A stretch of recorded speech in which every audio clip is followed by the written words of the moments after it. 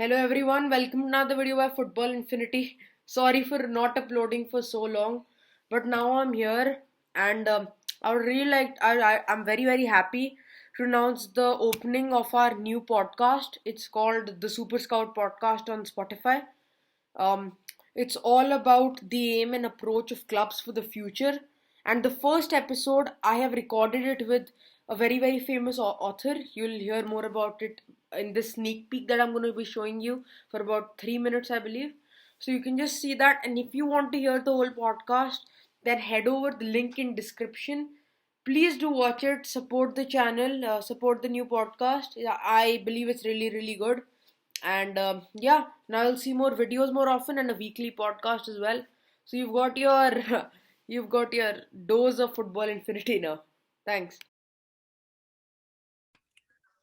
Hello everybody, welcome to the podcast. So this is the Super Scout podcast, and today we have one of a leading author from the UK. We've got Mr. Karan Tejwani with us. He's obviously written two great books, which I suggest you all should read. The first is Wings of Change about Red Bull, and the second is Iberian Chronicles. So, sir, if you would just like to give a little because so many young players are coming out of Red Bull. So what is their approach? What are they trying to build up by taking so many outfits uh, throughout the world? Well, they've got an international network, and the normal way of putting it would be that all of the international clubs, which is in New York and in Brazil, would be to provide the best players from those countries into the European clubs, which is in Red Bull Salzburg and RB Leipzig. So the approach is pretty standard. Since Ralph Ranier came in, as you may have read in the book, they've been following the three Ks or the three Cs, if in English, the three Ks in German, which is capital, concept, and competence. So basically, they try to be self-sufficient with their money, and they try to make the best out of their money by getting the best players and nurturing them into top level talents. So people often say that Red Bull are just doing this to market their energy drink, and there is some substance to that claim.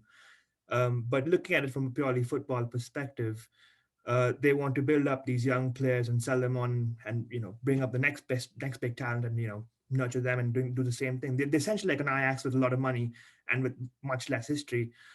So yeah, that would be their approach: is follow the stunning. Actually, um, even in New York, their system is so refined that they find players from the age of 5 or 6 or 7 years old, and they build them up so that they can play in the first team. Tyler Adams is the best example of the Red Bull model. He started off at New York Red Bulls at the age of 7, I think, and he progressed through the youth teams, and now he's playing at RB Leipzig in the first team. So that is essentially the Red Bull way, that they want players to come in from a very young age and become first team players at one of the European clubs.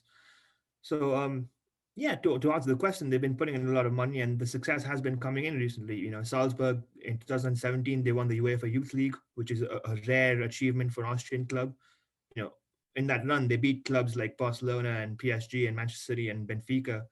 These sort of clubs have much more money, and they have much more history in terms of youth development. So that was probably the biggest achievement for the Red Bull group so far. Obviously, last season, RB Leipzig reached the Champions League semi-final, which was a massive deal for them.